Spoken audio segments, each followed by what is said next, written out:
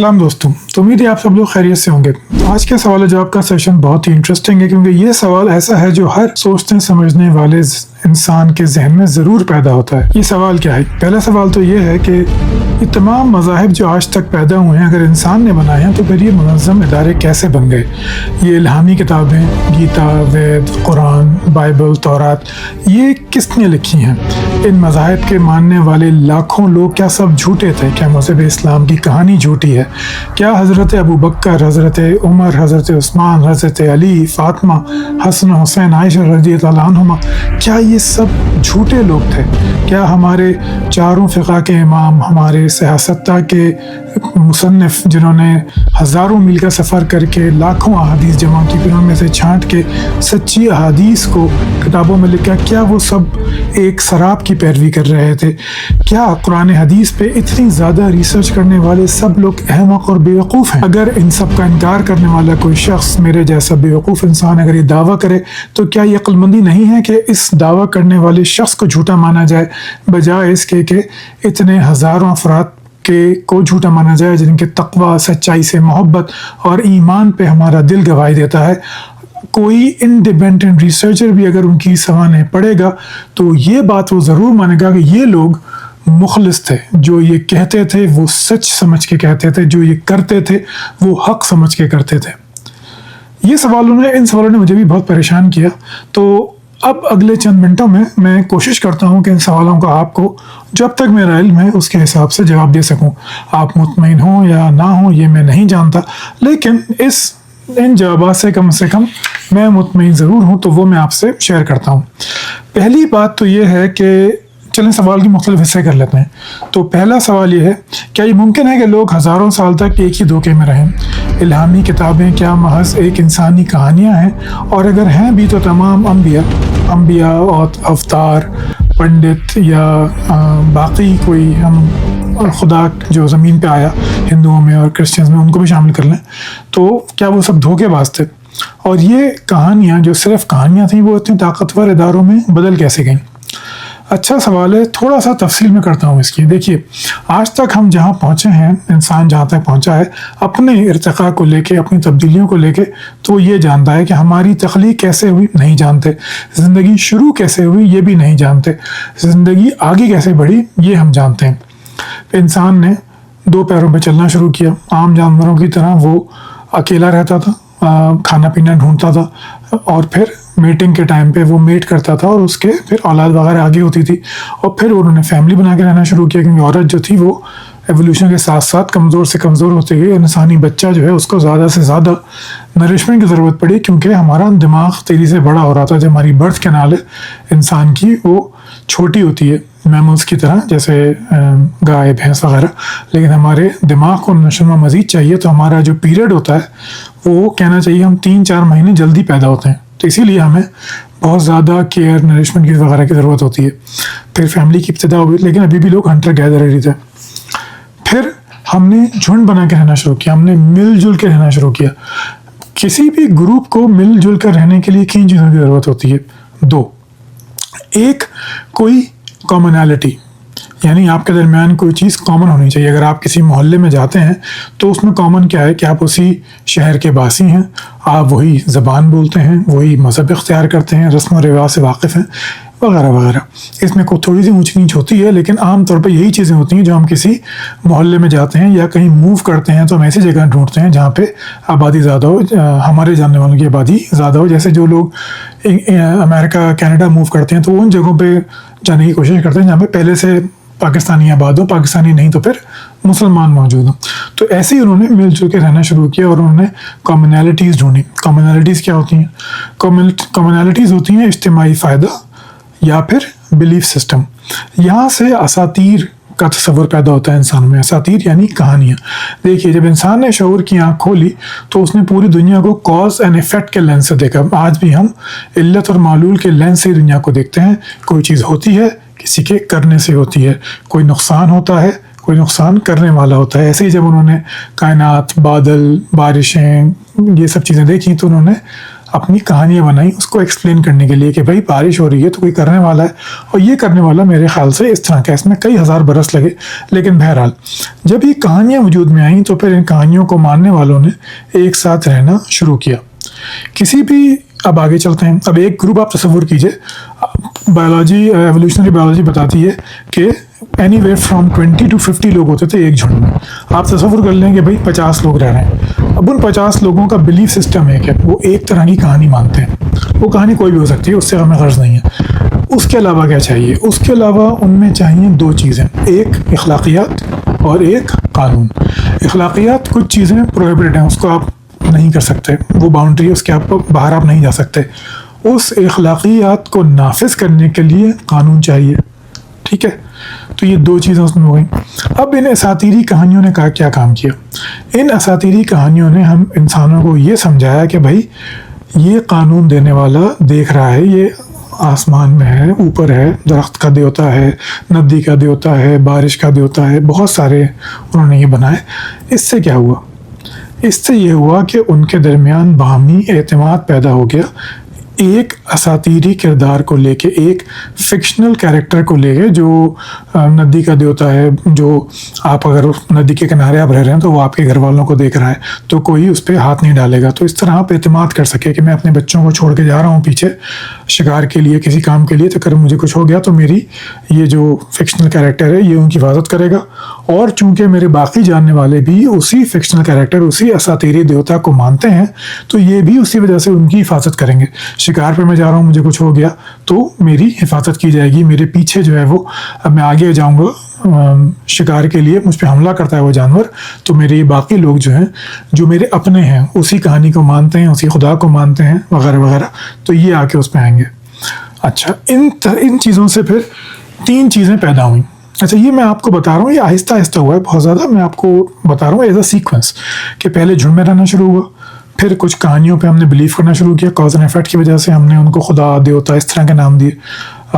اس کے بعد ہم نے ان کہانیوں کی وجہ سے ہمارے درمیان اخلاقیات کی پیدا ہوئیں، پھر ہمارے درمیان قانون پیدا ہوا ان اخلاقیات کو نافذ کرنے کے لیے، اور ان تینوں کے نتیجے میں، اساطیر، اخلاقیات، قانون، ان کے نتیجے میں باہمی اعتماد کی فضا پیدا ہوئی، باہمی اتحاد کی فضا پیدا ہوئی، اور اس اتحاد نے پھر آپ کو ایک شناخت دی کہ میں اس قبیلے کا فرد ہوں جو اس خدا کو مانتا ہے، یہ ہم یہ کرتے ہیں اور یہ ہم نہیں کرتے۔ آپ کی شناخت یہی ہوتی ہے۔ اگر آپ سے کہا جائے کہ آپ پاکستانی ہیں لیکن اس کا کوئی مطلب نہ ہو سوائے اس کے کہ آپ ایک مخصوص خطے میں رہتے ہیں، تو یہ ایک بے معنی سی بات ہے۔ اس کے پیچھے بہت ساری چیزیں ہیں۔ اس کا مطلب یہ کہ آپ مخصوص کپڑے پہنتے ہیں، مخصوص تہوار مناتے ہیں، مخصوص طرح سے آپ بولتے ہیں، مخصوص طرح کی آپ چائے پسند کرتے ہیں، مخصوص طرح کی آپ کھانا پسند کرتے ہیں، وغیرہ وغیرہ، تو اس سے آپ کو شناخت ملتی ہے۔ اچھا، اب آپ تصور کیجئے کہ یہ 50 لوگ ایک ہی کہانی کو مانتے ہیں، ایک ہی خدا کو مانتے ہیں، ایک ہی اخلاقیات کو مانتے ہیں۔ یہ اخلاقیات کمپلیکیٹڈ نہیں ہے، اخلاقیات جو بیسک ہیں وہ صرف دو ہیں، چوری اور قتل۔ اس کے علاوہ باقی اخلاقیات جو ہیں، زنا اور یہ سب بہت بعد میں آئی ہیں۔ پہلی چیزیں صرف دو ہیں، کیونکہ یہ انہی دو چیزوں سے سروائیول ہوتا تھا۔ آپ کسی کا کھانا چھین لیں، کسی کے رہنے کی جگہ چھین لیں، کسی کی بیوی یا شوہر یا بچہ چھین لیں، یا آپ اس کو قتل کر دیں، یہ دو چیزیں ہوتی ہیں، چوری اور قتل۔ تو اخلاقیات آپ کی ایک ہے، اساطیری کہانی آپ کی ایک ہے، آپ کے جو خدا ہیں وہ ایک ہیں، اس سے آپ کی شناخت ایک ہے۔ اس سے کیا ہوا؟ اس سے ترقی بڑھ گئی، یعنی حفاظت زیادہ ہو گئی، بچے جلد پیدا ہوئے اور کم اموات ہوئیں، شکار زیادہ ملنے لگا، آپ نے بڑا ایریا جنگل کا جو ہے، فارسٹ کا جہاں آپ رہتے ہیں وہ آپ نے بڑا لے لیا۔ اس کا پھر ایک ریورس ایفیکٹ ہوا، یعنی آپ نے ایک کہانی کو مان کے چند عملی کام کیے، اس عملی کاموں نے آپ کو، آپ کی جو سروائیبلٹی ہے، جو آپ کو فائدہ ہے، وہ بڑھا دیا۔ اس طرح اب آپ کا ان اساطیری کہانیوں پہ اعتماد اور بڑھ گیا۔ اس طرح وہ اساطیری کہانیاں تقدس میں تبدیل ہو گئیں۔ تقدس میں جب وہ تبدیل ہو گئیں تو پھر کیا ہوتا ہے؟ جب بھی آپ کسی چیز کو بہت ضروری مانتے ہیں تو آپ ایک کام ضرور کرتے ہیں بحیثیت انسان، باقی آپ کچھ کریں نہ کریں، وہ یہ کہ آپ اپنی اولاد کو وہ کام ضرور سکھاتے ہیں، وہ بات، گر کی بات آپ ضرور بتاتے ہیں. ہم اپنی زندگیوں میں سب دیکھ چکے ہیں، یہ وہ صحیح ہو غلط ہو وہ بات کی بات ہے، لیکن آپ وہ بہرحال ٹرانسفر ضرور کرتے ہیں. اس طرح یہ اساطیری کہانیاں ٹرانسفر ہوتی رہیں.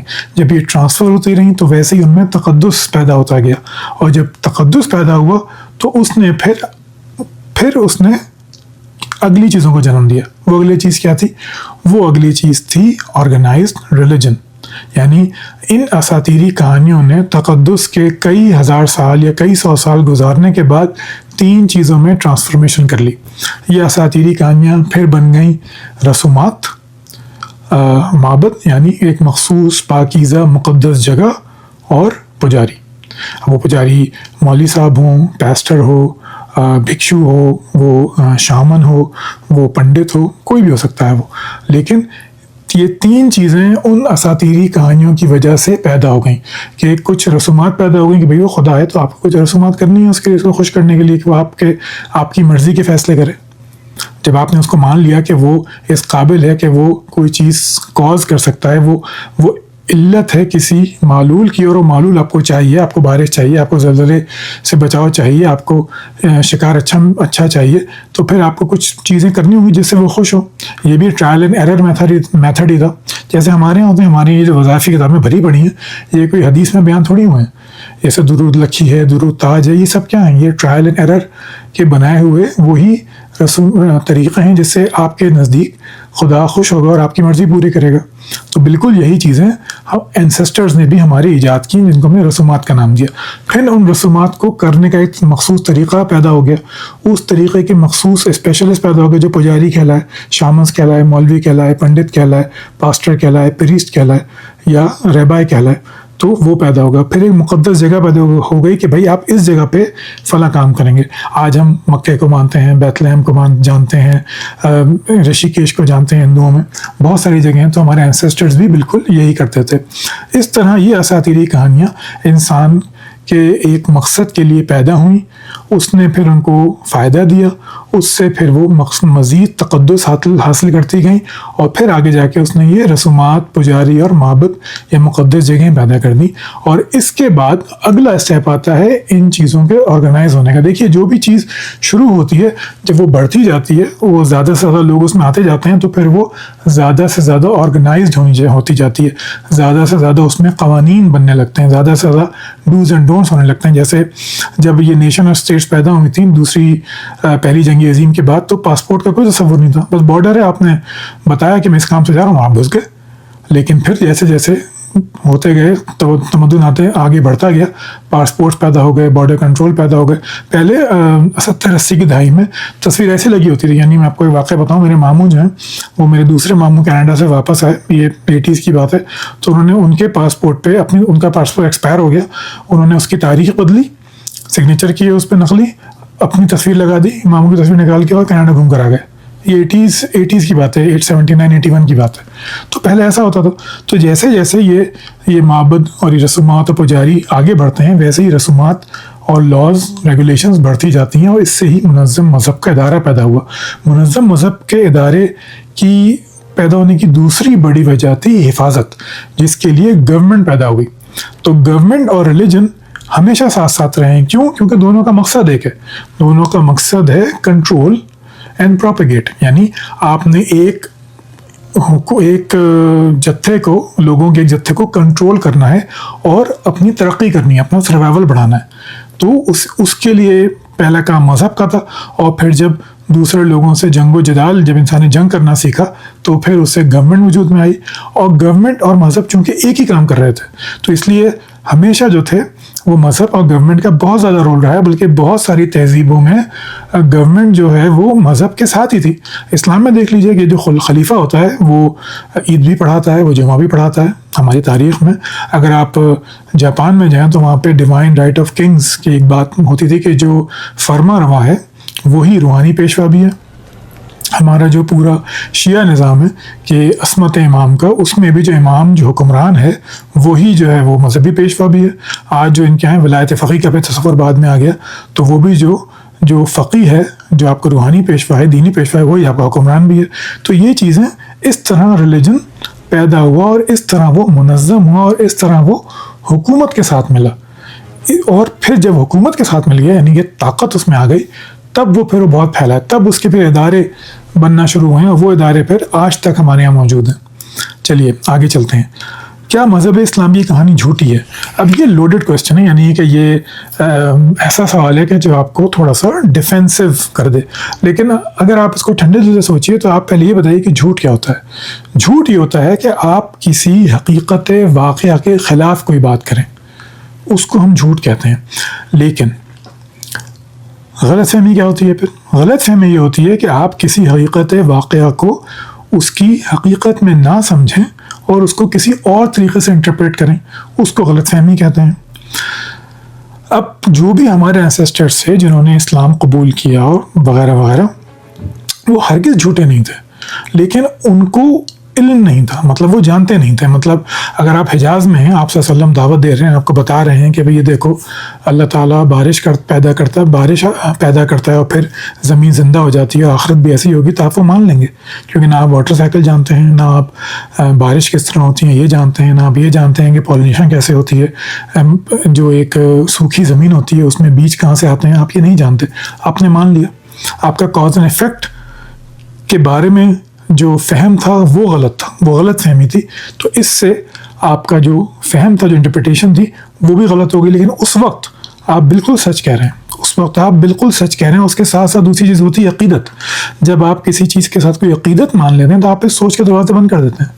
پھر آپ سوچتے نہیں ہیں، آپ یہ کہہ لیتے ہیں کہ بھائی اگر مثال کے طور پہ اگر آپ کو مجھ پہ بہت اعتماد ہو گیا اور میں کوئی کہہ رہا ہوں، بھلے میں بونگی مار رہا ہوں ادھر کی، لیکن آپ نے میرے منہ سے سنی ہے اور آپ مجھے بہت زیادہ سچا سمجھتے ہیں، تو آپ اسے مان لیں گے بغیر ریسرچ کیے ہوئے، بغیر اس پہ سوال اٹھائے ہوئے. آپ کا ذہن آپ کو سوال اٹھانے ہی نہیں دے گا، آپ کو سوچنے کا موقع ہی نہیں دے گا کہ بھائی ڈاکٹر صاحب کہہ رہے ہیں، ٹھیک ہی کہہ رہے ہوں گے، بات ختم ہو جاتی ہے.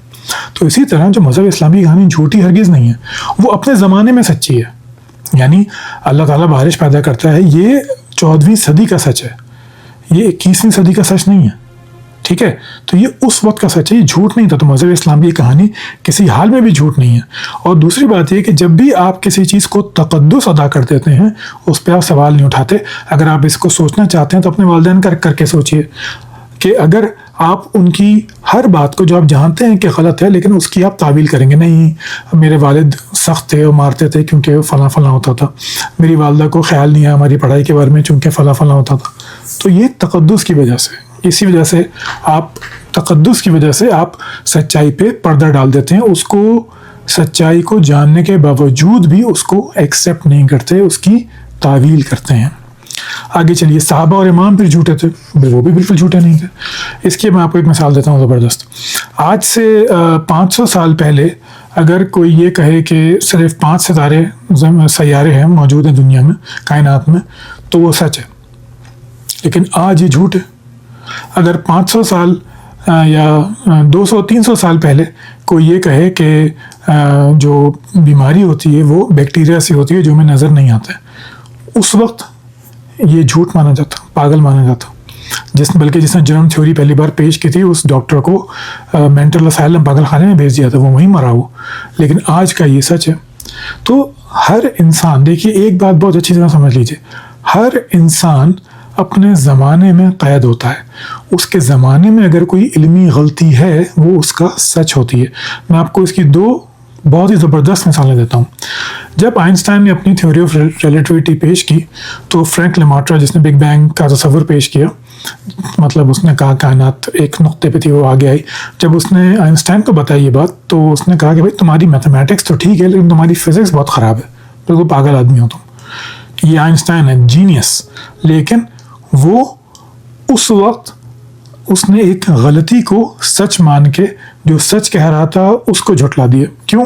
علم نہیں تھا. اور پیچھے چلیے. نیوٹن، جس کو کیا کہا جاتا ہے کہ یہ ہماری انسانی نون ہسٹری کا سب سے ذہین آدمی تھا. آپ جانتے ہیں کہ اس نے جو نیوٹن لاز آف موشن وغیرہ تھے وہ جو ہم پڑھتے ہیں میٹرک میں، انٹر میں، وہ اس نے بنایا. لیکن اس نے اپنی زندگی کا سب سے بڑا تحقیقی کام کس چیز پہ کیا؟ الکیمی پہ، پارس پتھر ڈھونڈنے میں.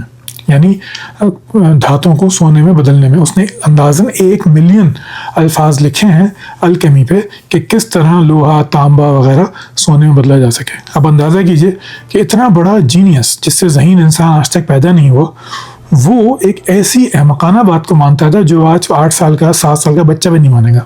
کیوں؟ اس کے زمانے میں علم جتنا تھا اس نے اسی کی بنیاد پہ اپنا سچ ڈیفائن کر لیا. تو صحابہ، امام، فقہا یہ ہرگز جھوٹے نہیں تھے، لیکن یہ اس سچ کو مانتے تھے جو ان کے لیے سچ تھا. ان کے پاس وہ ڈیٹا تھا ہی نہیں کہ جس کو وہ عمل میں لا سکیں، سمجھ میں لا سکیں. اس سوال کے پیچھے جو ایک دوسرا چھپا ہوا پرسیپشن ہے وہ یہ ہے کہ جو ڈیٹا میرے پاس ہے وہی حضرت ابوبکر کے پاس تھا. حضرت ابوبکر جو جانتے تھے میں آج اس سے بہت زیادہ جانتا ہوں. میں گستاخی نہیں کر رہا، میں دنیا کی بات کر رہا ہوں. اگر واقعی خدا ہے یا آخرت ہے وہ جانتے تھے، وہ میرا علم بالکل نہیں ہے. حضرت علی، حضرت عثمان، حضرت فاطمہ، حسن حسین جو کائنات کے بارے میں جانتے تھے، میرا علم ان سے بہت زیادہ ہے، آپ کا علم ان سے بہت زیادہ ہے. اس میں ان کی کوئی تصدیق نہیں ہو رہی. وہ اپنے زمانے میں تھے تو اپنے زمانے میں انہوں نے جن چیزوں کو سچ مانا اسی پہ وہ قائم رہے. وہ ہرگز جھوٹے نہیں تھے، لیکن وہ ٹائم باؤنڈ تھے. ہم آج تاریخ میں ان کی غلط فہمی کو دیکھ سکتے ہیں. اس کو ہم جھوٹ نہیں کہیں گے. جھوٹ تو جب ہوگا جب ان کو حقیقت پتہ ہوتی، انہیں حقیقت چھپائی. جب وہ حقیقت جانتے ہی نہیں تھے تو وہ جھوٹ کیسے ہو گیا؟ میں آپ کو ایک اور بات کہتا ہوں. مذہب اور سائنس و فلسفے میں کیا فرق ہے؟ وہ یہ فرق ہے کہ آپ تاریخ کی غلطی کو تاریخ کی غلطی مانتے ہیں، لیکن اگر آپ مذہبی ہیں تو آپ تاریخ کی غلطی کو غلطی نہیں مانتے. اس کی آپ تعویل کرتے ہیں، اس کو آپ ایکسپلین کرتے ہیں. دوبارہ کہتا ہوں کہ آپ تاریخ کی غلطی کو اگر غلطی مان لیں تو آپ ایک باشعور تنقیدی فکر والے موجودہ 21ویں صدی کے انسان ہیں.